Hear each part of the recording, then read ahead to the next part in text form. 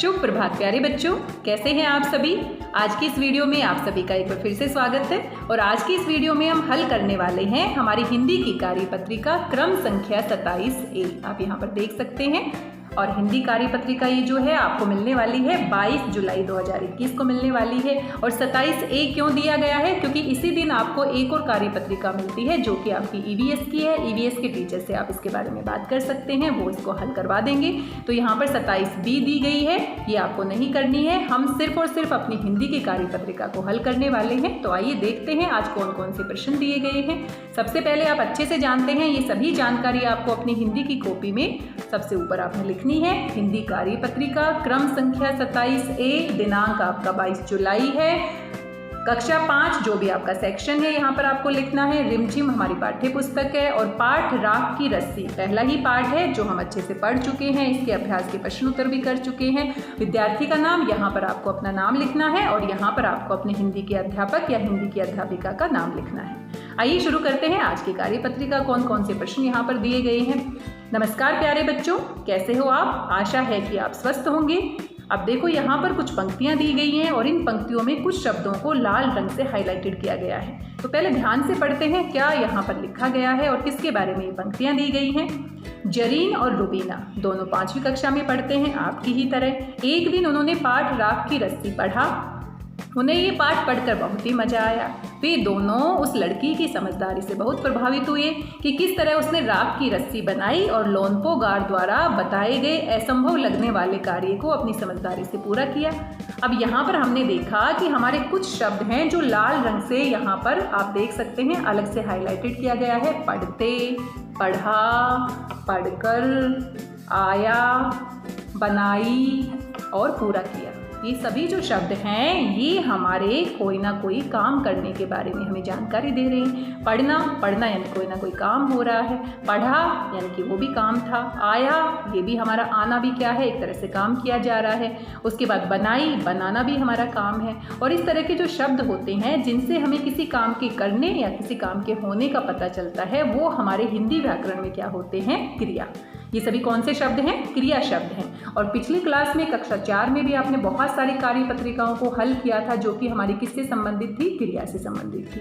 तो ये हमारी क्या है, क्रियाएं होती हैं जिनसे हम कोई काम करते हैं। जैसे कि मैं आपको पढ़ा रही हूँ, मैं बोलकर पढ़ा रही हूँ, आप सुन रहे हैं। खाना, नहाना, उठना, बैठना, चलना, फिरना, खेलना, घूमना, ये सभी क्या होते हैं, काम होते हैं। और ये काम वाले जो शब्द होते हैं जो किसी काम को करने या होने के बारे में हमें बताते हैं, उनको हम क्या कहते हैं, क्रिया कहते हैं। तो ये सारे के सारे जो लाल रंग के शब्द हैं ये हमारी क्या है, क्रिया है।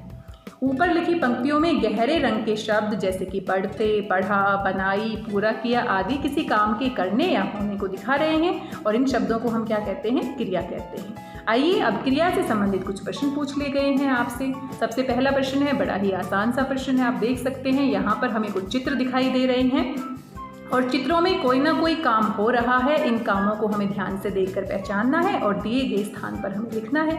नीचे दिए गए चित्रों को देखकर बताइए कि इनमें कौन सा कार्य हो रहा है। तो सबसे पहला आपके लिए किया गया है, बच्चा पढ़ रहा है, बड़ा ही अच्छा बच्चा है। तो पढ़ना, पढ़ना हमारा क्या है, क्रिया है। अब यहाँ पर एक बच्ची क्या कर रही है, बोल रही है, या फिर आप देख सकते हैं यहाँ पर म्यूजिक का साइन भी दिया गया है, गा रही है। तो हम यहाँ पर क्या लिख सकते हैं, गाना। तो गाना भी क्या है, क्रिया है। जब हम गाते हैं तो कोई ना कोई काम करते हैं, तो यहाँ पर क्या आएगा, गाना आएगा। यहाँ पर आप गाना लिख लीजिएगा। उसके बाद है, अब आगे देखो, हाथ धोना। तो हाथ धोना भी क्या है, काम हो रहा है। तो हाथ धोना, तो यहाँ पर आप लिख सकते हैं धोना, या फिर आप पूरा का पूरा लिख सकते हैं हाथ धोना। पूरा आप लिख सकते हैं धोना। ठीक है। अगला चित्र आप ध्यान से देखिएगा, आप यहाँ पर इसको लिख लीजिएगा, हाथ धोना। अगला चित्र है हमारा, यहाँ पर एक बच्चा क्या कर रहा है, झूला झूल रहा है। तो यहाँ पर हम लिख सकते हैं झूलना। तो झूलना भी हमारी क्या है, क्रिया है। यहाँ पर काम हो रहा है, झूलने का काम हो रहा है, झूलना।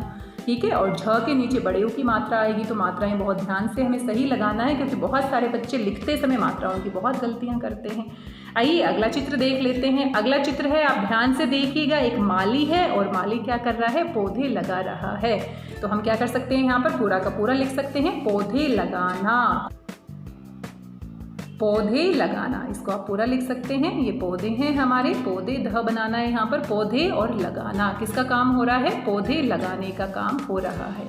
तो इस तरीके से इन सभी को हमने चित्रों को देखा और इनमें जो क्रिया हो रही है, जो काम हो रहा है, उसकी जगह पर हमने इन शब्दों को लिखना है।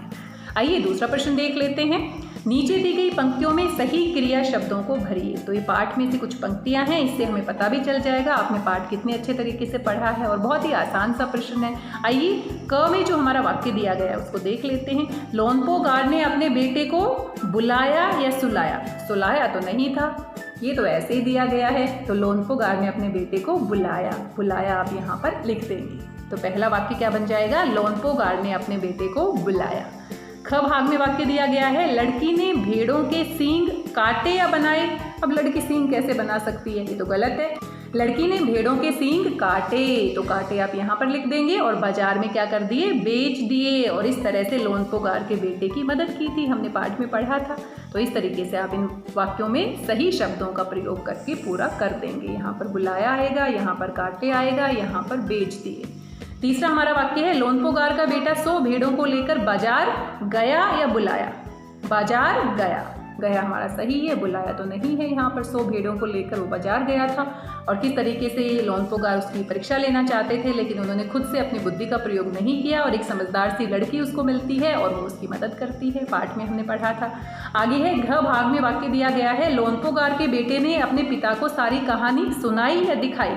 अब कहानी को दिखा कैसे सकते हैं? कहानी क्या की? उसने सुनाई। तो यहाँ पर कौन सा शब्द सही है? सुनाई। तो यहाँ पर हम क्या लिखेंगे? सुनाई।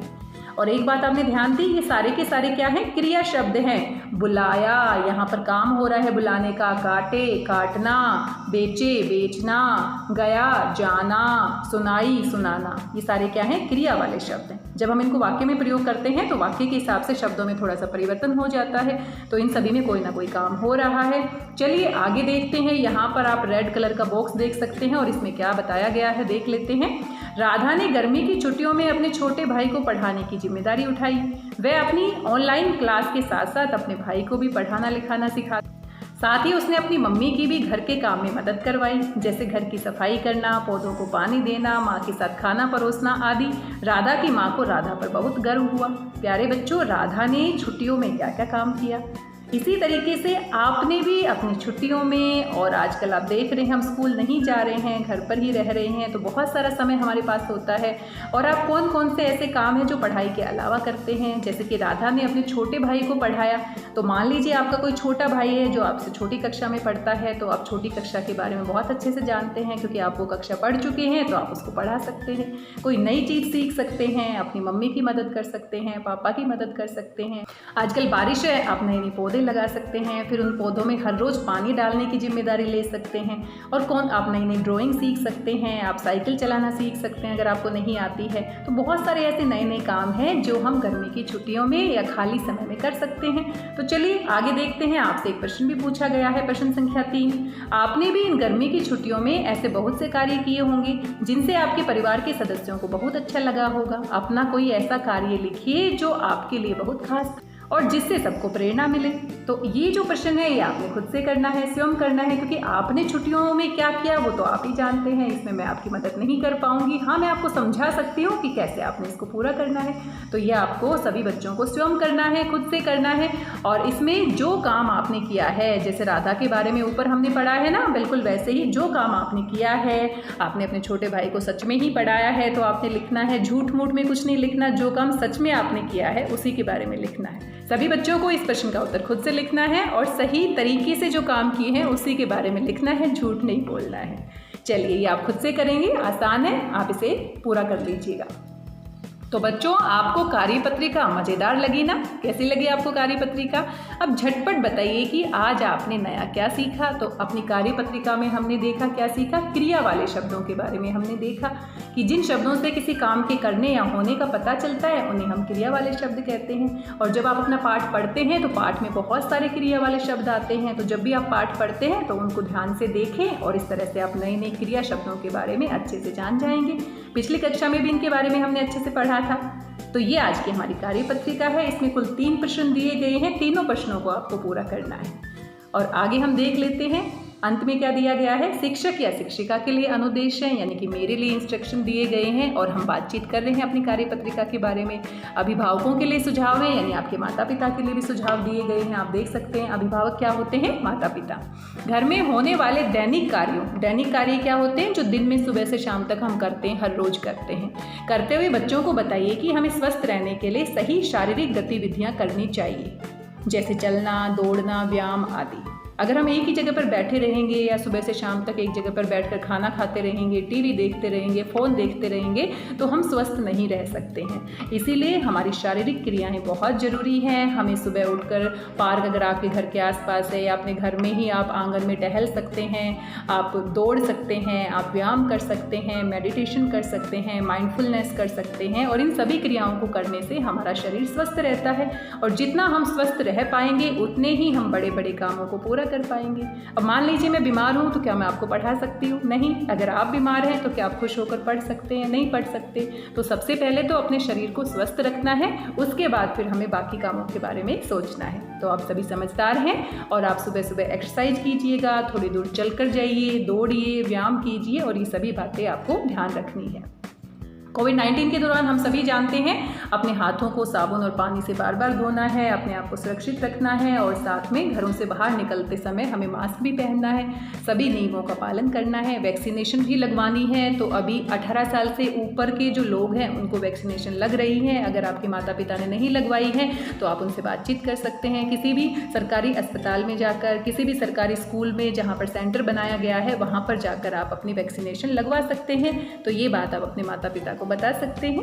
आज के इस वीडियो में बस इतना ही। आशा करती हूँ कार्यपत्रिका आपको समझ में आई होगी। मिलते हैं अगले वीडियो में एक नई कार्यपत्रिका के साथ। तब तक स्वस्थ रहिए, व्यस्त रहिए, मस्त रहिए, खुश होकर पढ़ते रहिए। और हाँ, सुबह सुबह थोड़ी दौड़ धूप जरूर करनी है, शारीरिक गतिविधियाँ जरूर करनी है। मेरी भाषा हिंदी भाषा परिवार के साथ जुड़ने के लिए आप सभी का धन्यवाद, बहुत बहुत धन्यवाद।